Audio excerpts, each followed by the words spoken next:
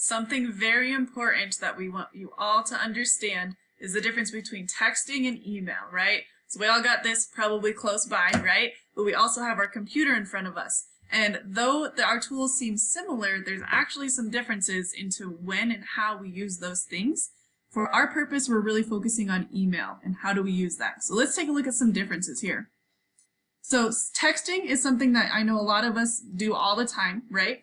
It's a part of our life. But texting is more on the social side of things. So if we think about it, when I'm texting, right, it's usually something quick. It's usually with friends. It's something just kind of different from a professional or learning setting, right? So it's shorter. Usually we use emojis, maybe slangs. I know the GIFs are super fun and memes, but it's more personal. Grammar doesn't really count, right? We're just kind of doing some quick communication, almost like we'd be doing with our friends in person. But it's on texting, right? So that's awesome. Use texting in your life. Like, that's great. You know, be responsible in how you do that, but that's great.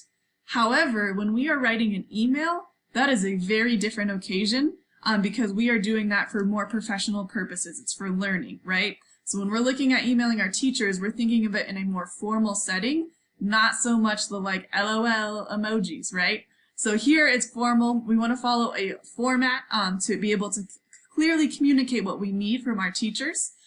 Grammar and punctuation are very important in emails.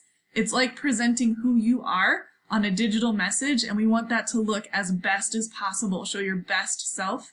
It shows your professionalism. And remember, guys, emails, sometimes they go to many people. Now, for our purposes, probably just us, right? You and your teacher.